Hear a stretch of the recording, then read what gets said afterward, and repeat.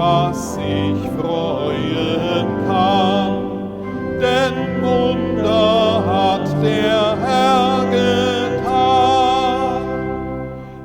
Wir sind getauft auf Christi Tod und auferweckt mit ihm zu Gott. Uns ist geschenkt sein Heiliger Geist, ein Leben, das kein Tod entreißt. Wir schauen auf zu Jesus Christ, zu ihm, der unsere Hoffnung ist. Wir sind die Glieder, er das Haupt. Erlöst ist, wer an Christus glaubt. Im Namen des Vaters und des Sohnes und des Heiligen Geistes. Amen. Gnade und Friede von Jesus Christus, der uns den Heiligen Geist als Beistand sendet, sei mit euch. Und mit deinem Geiste. Meine lieben Schwestern und Brüder, liebe Kinder und Jugendliche, heute feiern wir den 6. Sonntag in der Osterzeit. Ich lasse euch nicht als Weisen zurück. Das ist die Botschaft Jesu an uns heute. Die Worte Jesu schenken uns Trost, Beistand und Orientierung in unserem Alltag. Wir sind nicht allein gelassen. Jesus Christus sendet uns den Heiligen Geist als Beistand, der uns begleiten kann. Bitten wir den Herrn um sein Erbarmen und seine Gnade.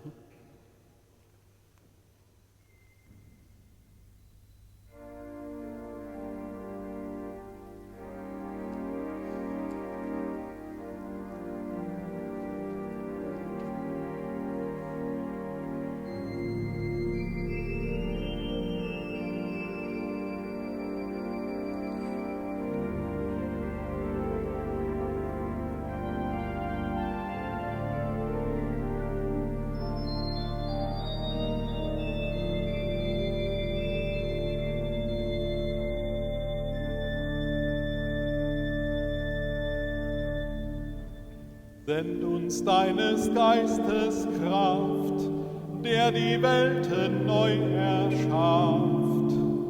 Christus, Herr, erbarme dich. Lass uns als Weisen nicht, zeig uns des Trösters Licht. Christus, erbarme dich. Dass in uns das Herz entbrennt, deiner Gnade reich erkennt. Christus, Herr, erbarme dich. Nachlass, Vergebung und Verzeihung unserer Sünden gewähre uns der allmächtige und barmherzige Herr. Amen.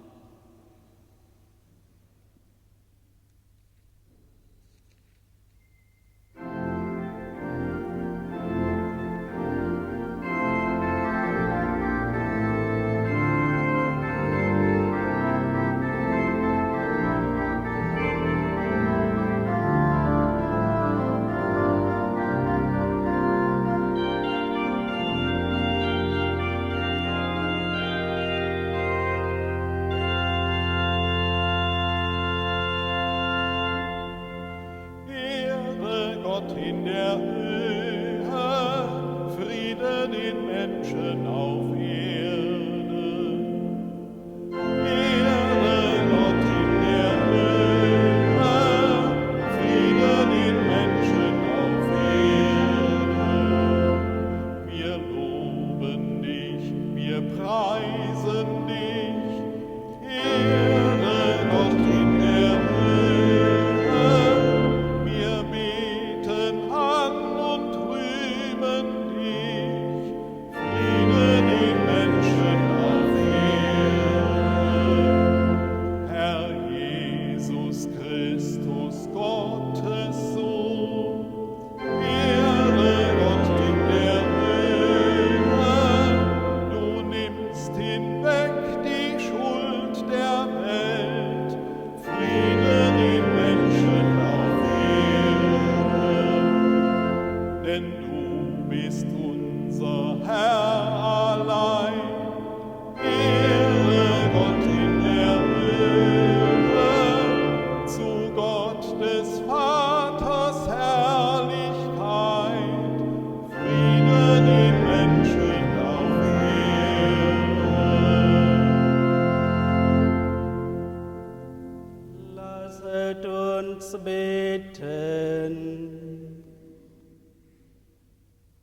Allmächtiger Gott, lass uns die österliche Zeit in herzlicher Freude begehen und die Auferstehung unseres Herrn preisen. Damit das Ostergeheimnis, das wir in diesen 50 Tagen feiern, unser ganzes Leben prägt und verwandelt. Darum bitten wir durch Jesus Christus, deinen Sohn, unseren Herrn und Gott, der in der Einheit des Heiligen Geistes mit dir lebt und herrscht in alle Ewigkeit. Amen.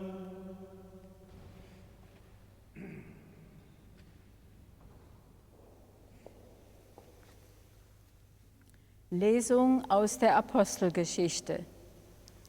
In jenen Tagen kam Philippus in die Hauptstadt Samariens hinab und verkündete dort Christus. Und die Menge achtete einmütig auf die Worte des Philippus. Sie hörten zu und sahen die Zeichen, die er tat. Denn aus vielen Besessenen fuhren unter lautem Geschrei die unreinen Geister aus. Auch viele Lahme und Verkrüppelte wurden geheilt. So herrschte große Freude in jener Stadt. Als die Apostel in Jerusalem hörten, dass Samarien das Wort Gottes angenommen hatte, schickten sie Petrus und Johannes dorthin. Diese zogen hinab und beteten für sie, dass sie den Heiligen Geist empfingen. Denn er war noch auf keinen von ihnen herabgekommen. Sie waren nur getauft auf den Namen Jesu des Herrn. Dann legten sie ihnen die Hände auf und sie empfingen den Heiligen Geist. Wort des lebendigen Gottes. Dank sei Gott.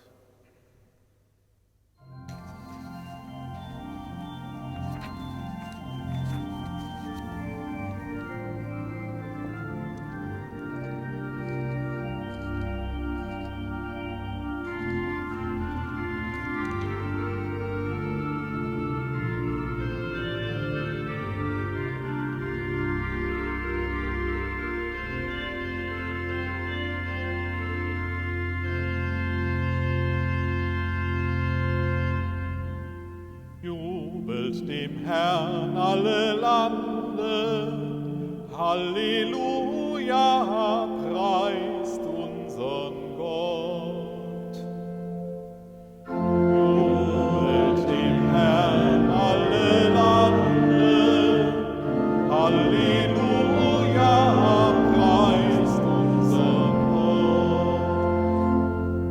Jauchzt vor Gott alle Länder der Erde, spielt zum Ruhm seines Namens, verherrlicht ihn mit Lobpreis, sagt zu Gott, wie ehrfurchtgebietend sind deine Taten. Jubelt dem Herrn alle Lande, Halleluja, preist unseren Gott. Alle Welt bete dich an und singe dein Lob. Sie Lob singe deinem Namen. Kommt und seht die Taten Gottes. Staunenswert ist sein Tun an den Menschen. Jubelt dem Herrn alle Lande, Halleluja, preist unseren Gott. Ihr alle, die ihr Gott fürchtet, kommt und hört. Ich will euch erzählen, was er mir Gutes getan hat. Gepriesen sei Gott, denn er hat mein Gebet nicht verworfen und mir seine Huld nicht entzogen. Jubelt dem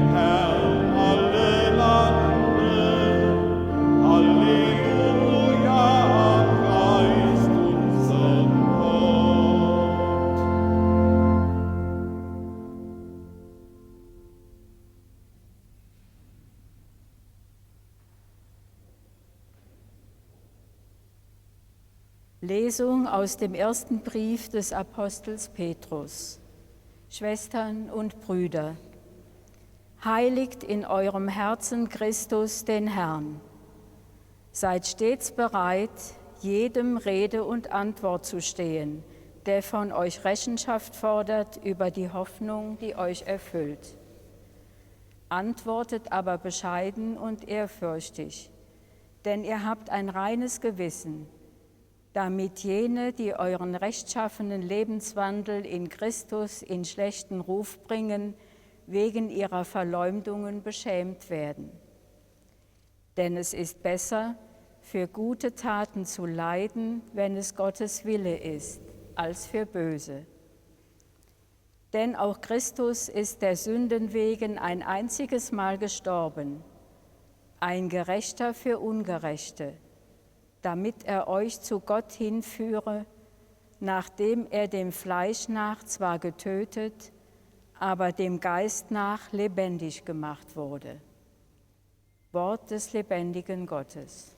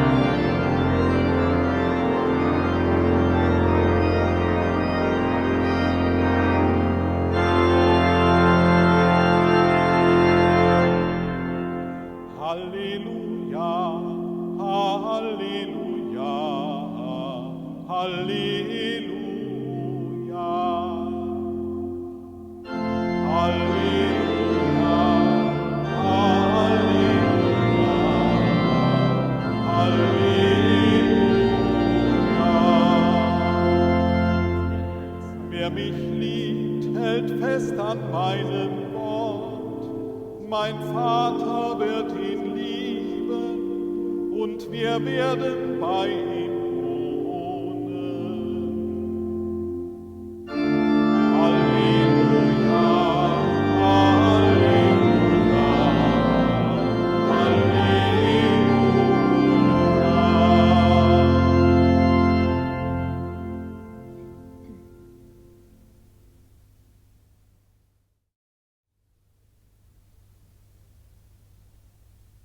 Der Herr sei mit euch.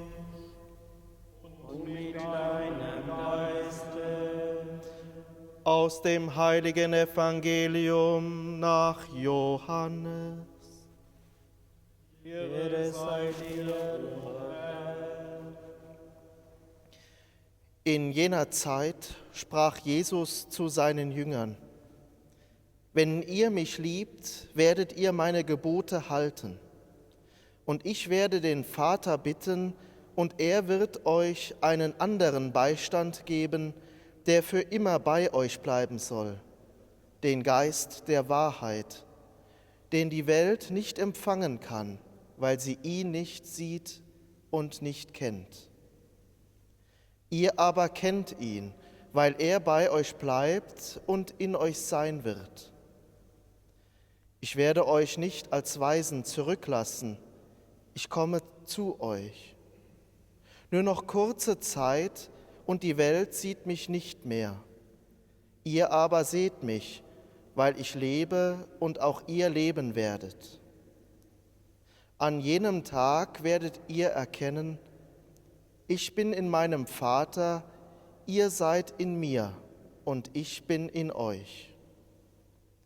Wer meine Gebote hat und sie hält, der ist es, der mich liebt.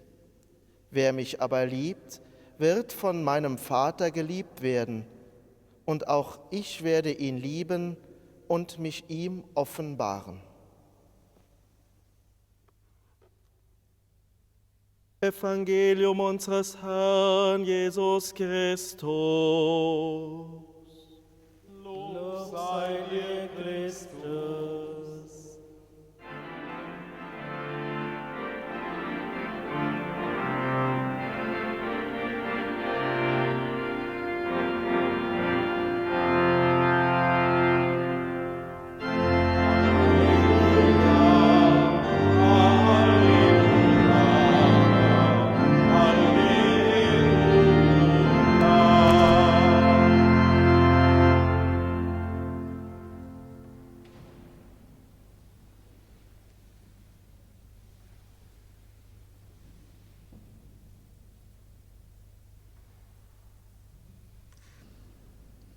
Meine lieben Schwestern und Brüder, alles menschliche Leben beginnt mit einem Beistand. Wenn eine Mutter ihr Kind zur Welt bringt, braucht sie einen Helfer, jemanden, der ihr in dieser schönen, aber auch schweren Stunde beisteht. Eine Hebamme. Von der Geburt bis zum Grab brauchen wir einen Beistand. Immer wieder stoßen wir auf Helfer und Helferinnen. In der Erziehung der Kinder und Jugendlichen, in der Berufsausbildung, in der geistlichen Begleitung, wenn ein Freund einem mit Rat und Tat zur Seite steht, im Kampf um das Recht vor Gericht, in der medizinischen Behandlung, in der Begleitung der Sterbenden, ja sogar beim Hinablassen des Sarges in das Grab. Ohne Beistand läuft nichts. Überall sind wir auf Menschen angewiesen, die uns helfen. Ohne die Nähe und die Zuwendung anderer Menschen können wir nicht leben.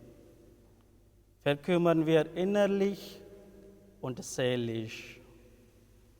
Meine Lieben, heute werden wir noch auf einen anderen Beistand aufmerksam gemacht.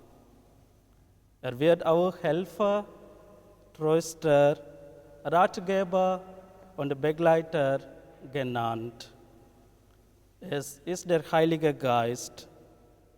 Dieser Heilige Geist hält in uns den Glauben an Jesus Christus lebendig, entzündet in uns die Liebe zu Gott und unseren Mitmenschen und stärkt in uns die Hoffnung. Der Heilige Geist führt uns wie eine Mutter ihr kleines Kind, sagt Heiliger Jean-Marie Vianney, Pfarrer von Ars. Am Abend vor seinem Leiden und Tod spricht Jesus seine ergreifenden Abschiedsworte. Die Jünger Jesu bleiben allein zurück. Die Sorge und Angst, allein gelassen und verlassen zu sein, sind groß. In dieser Situation sagte Jesus seinen Jüngern: Ich werde euch nicht als Waisen zurücklassen, und verheißt ihnen den Heiligen Geist als Beistand, der für immer bei ihnen bleiben wird. Liebe Schwestern und Brüder, es ist etwas ganz Schlimmes, wenn jemand ein Waisenkind wird. Wenn Eltern sterben und noch kleine Kinder zurücklassen. Das Wort Waise drückt Verlassenheit aus. Kein Vater mehr, keine Mutter mehr.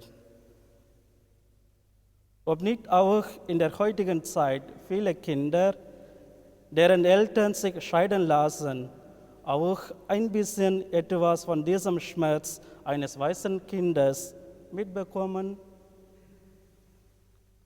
Fühlen wir uns nicht oft hilflos und verlassen, besonders in schwierigen Lebenssituationen? Sehnen wir uns nicht alle nach einem, der bei uns ist und uns nicht allein lässt, auf den wir uns verlassen können und der uns Halt und Kraft gibt?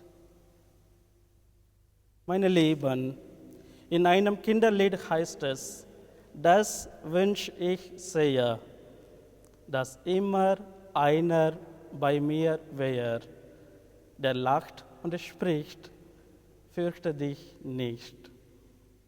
Es ist schön, wenn wir Menschen kennen, die uns beistehen, uns begleiten, uns Mut machen, stützen und stärken. Wenn Jesus uns den Heiligen Geist als Beistand sendet, der immer bei uns bleibt und über allen menschlichen Beistand hinausgeht, dann ist das etwas sehr Tröstliches für uns alle. Amen.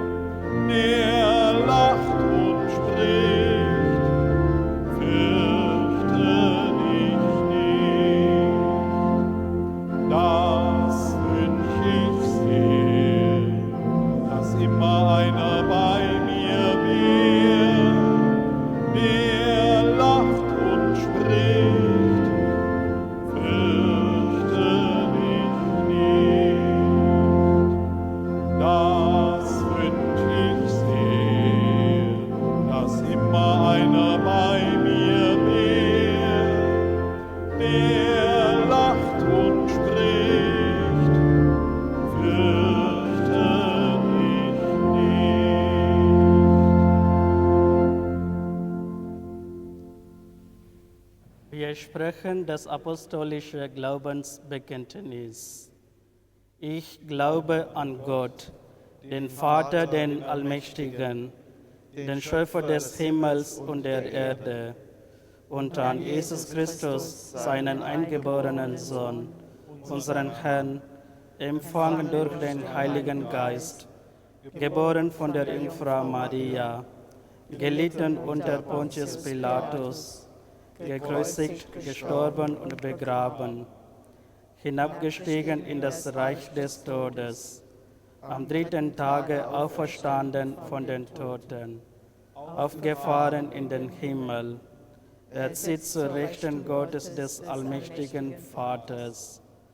Von dort wird er kommen, zu richten die Lebenden und die Toten. Ich glaube an den Heiligen Geist, die heilige katholische Kirche, Gemeinschaft der Heiligen, Vergebung der Sünden, Auferstehung der Toten und das ewige Leben. Amen. Jesus Christus sagt uns den Beistand des Heiligen Geistes zu. So wollen wir ihn um die Gaben dieses Geistes bitten. Sende uns deinen Geist. Sende uns deinen Geist. Sende deinen Geist allen Verkündern des Evangeliums, damit sie in dieser Zeit vielfältiger Krisen den Menschen Bilder der Hoffnung schenken können. Sende uns deinen Geist. Sende uns deinen Geist. Sende deinen Geist allen, die in diesen Tagen Verantwortung tragen für Wohl und Gesundheit der Völker und die ihren Mitmenschen helfen und beistehen, damit sie Entschiedenheit, Fantasie, Schaffenskraft und Zuversicht finden. Sende uns deinen Geist. Sende uns deinen Geist. Sende deinen Geist allen Menschen, die mit dem Coronavirus infiziert wurden und erkrankt sind. Allen, die verunsichert sind und Angst haben, damit sie die Heilung und deinen Beistand erleben. Sende uns deinen Geist. Sende uns deinen Geist. Sende deinen Geist uns allen, damit wir einander schützen, füreinander zum Heil und zum Segen werden. Sende uns deinen Geist. Sende uns deinen Geist. Sende deinen Geist allen christlichen Einrichtungen, Ordensgemeinschaften und sozialen Organisationen, die sich um die Alleingelassenen und Waisen kümmern, damit sie die nötige Kraft und Ausdauer finden. Sende uns deinen Geist. Sende uns deinen Geist. In Liebe denken wir an unsere Verstorbenen. Schenke ihnen das ewige Leben bei dir. Sende uns deinen Geist. Sende uns deinen Geist. Herr Jesus, in deiner Gegenwart finden wir Leben und Heimat. Dir sei Dank und Ehre, heute und in Ewigkeit. Amen.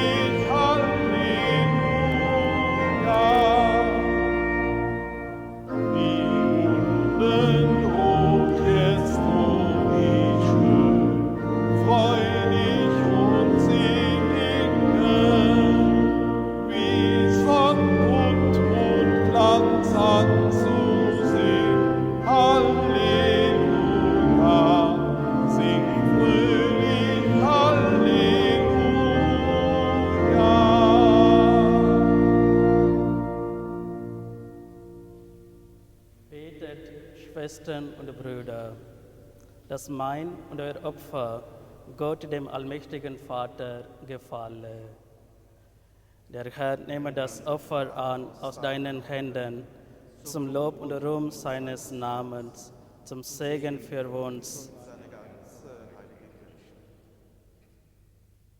Lasset uns beten. Herr unser Gott, Lass unser Gebet zu dir aufsteigen und nimm unsere Gaben an. Reinige uns durch deine Gnade, damit wir fähig werden, das Sakrament deiner großen Liebe zu empfangen. Darum bitten wir durch Christus, unseren Herrn. Der Herr sei mit euch.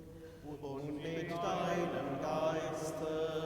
Erhebet die Herzen. Wir haben sie beim Herrn.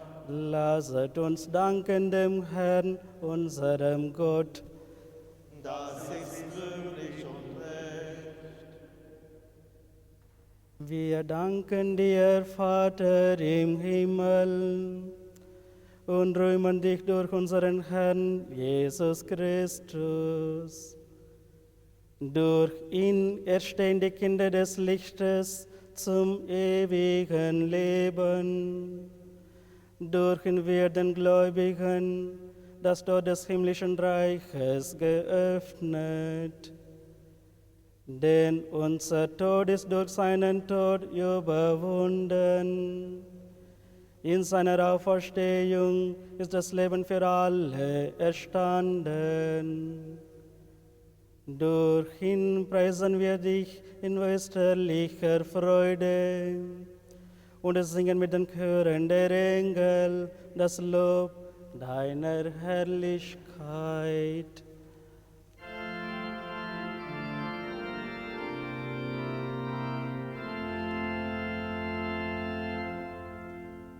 Heilig, heilig, dreimal heilig, bist du, Herr Gott Sabaoth. Erdung, Himmel, dich lobpreisen, in der Höhe unser Gott. Heiligt er in deinem Namen, zu uns kommt Hosanna, Amen. Ihm sei Ruhm und Herrlichkeit, Preis und Dank in Ewigkeit. Ja, du bist heilig, großer Gott. Du bist der Quell aller Heiligkeit. Darum kommen wir vor dein Angesicht und feiern in Gemeinschaft mit der ganzen Kirche den ersten Tag der Woche als den Tag, an dem Christus von den Toten erstanden ist. Durch ihn, den du zu deiner Rechten erhöht hast, bitten wir dich. Sende deinen Geist auf diese Gaben herab und heilige sie, damit sie uns werden, Leib und Blut deines Sohnes, unseres Herrn, Jesus Christus. Denn am Abend, an dem er ausgeliefert wurde und sich aus freiem Willen dem Leiden unterwarf, nahm er das Brot und sagte Dank, brach es, reichte es seinen Jüngern und sprach: Nehmet und esset alle davon, das ist mein Leib, der für euch hingegeben wird.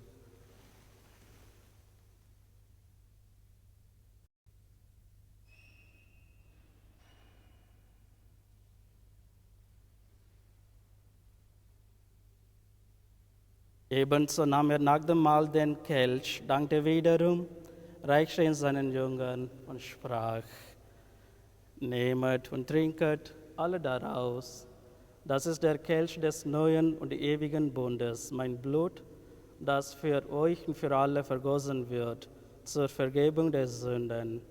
Tut dies zu meinem Gedächtnis.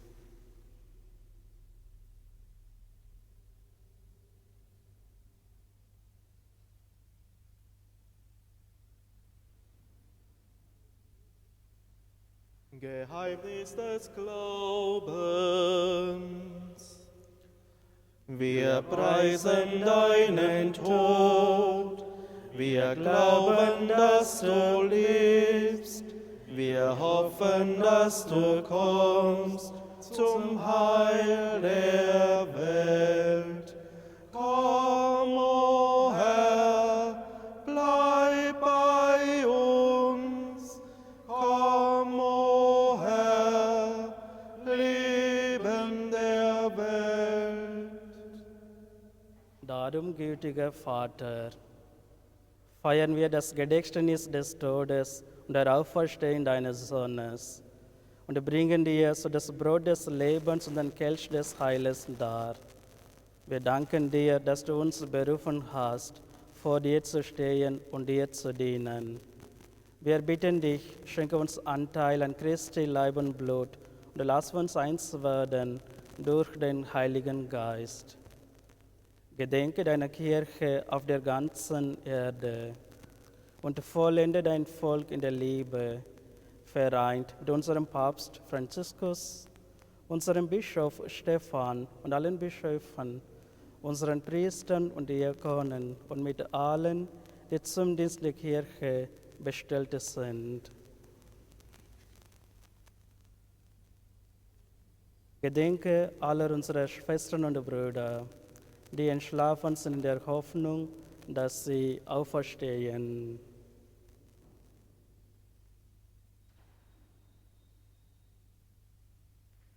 Nimm sie und alle, die in deiner Gnade aus dieser Welt geschieden sind, in dein Reich auf, wo sie dich schauen von Angesicht zu Angesicht. Vater, erbarme dich über uns alle, damit uns das ewige Leben zuteil wird, in der Gemeinschaft mit der seligen Jungfrau und Gottesmutter Maria, mit ihrem Bräutigam, dem heiligen Josef, mit deinen Aposteln und mit allen, die bei der Gnade gefunden haben von Anbeginn der Welt, dass wir dich loben und preisen durch deinen Sohn, Jesus Christus.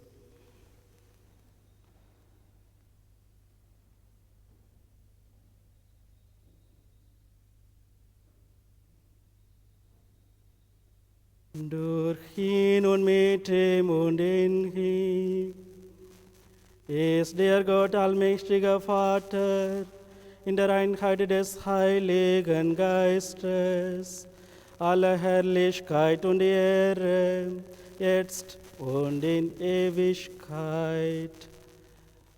Amen.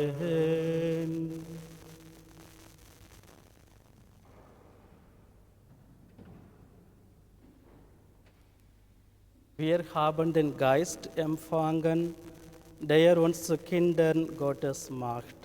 Darum wagen wir zu sprechen. Vater, unser im Himmel, Geheiligt werde dein Name, dein Reich komme, dein Wille geschehe, wie im Himmel so auf Erden.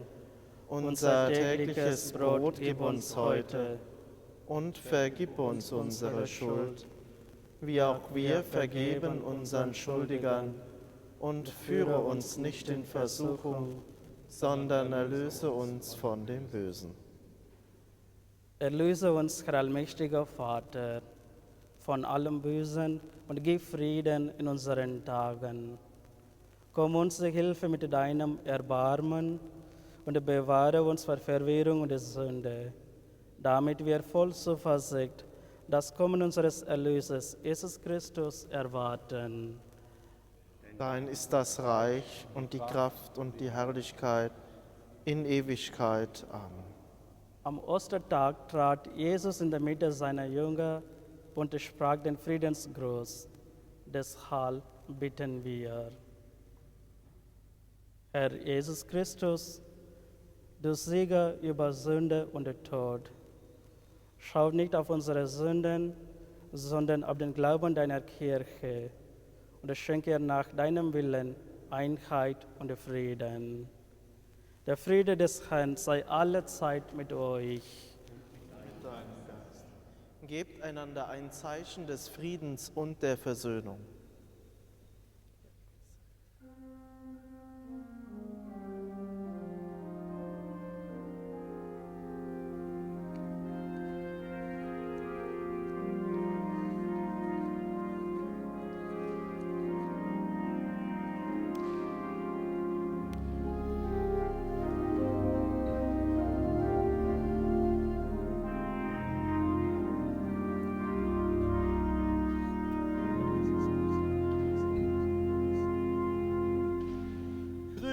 Christe, du Lamm Gottes, du trägst der Welt Schuld.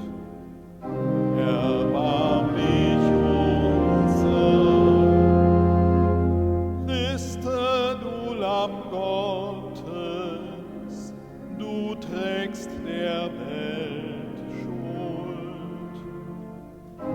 Erbarm dich unser.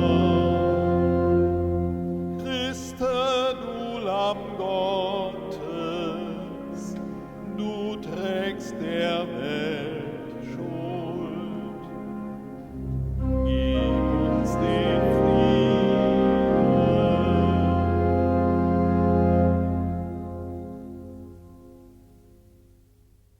Herr Jesus Christus, ich glaube, dass du im allerheiligsten Sakrament des Altares gegenwärtig bist.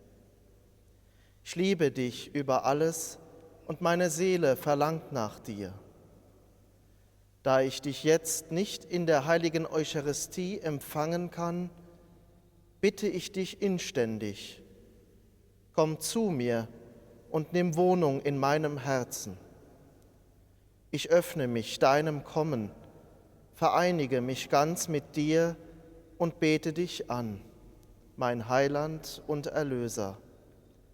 Lass nicht zu, dass ich je von dir getrennt werde. Amen. Leib Christi.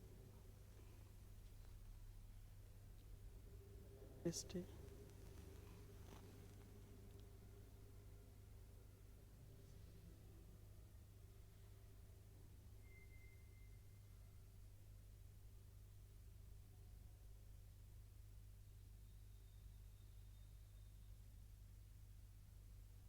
Seht, Jesus, das Lamm Gottes, das hinwegnimmt die Sünde der Welt.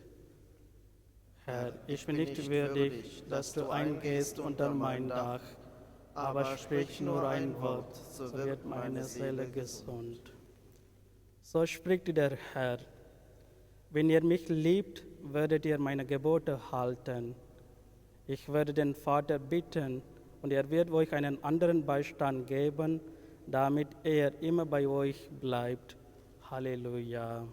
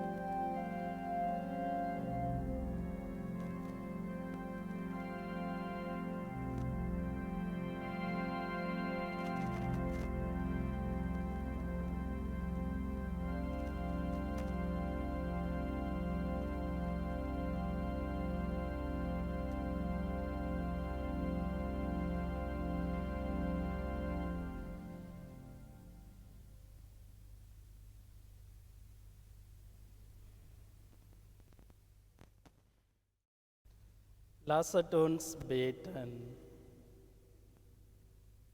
Allmächtiger Gott, du hast uns durch die Auferstehung Christi neu geschaffen für das ewige Leben.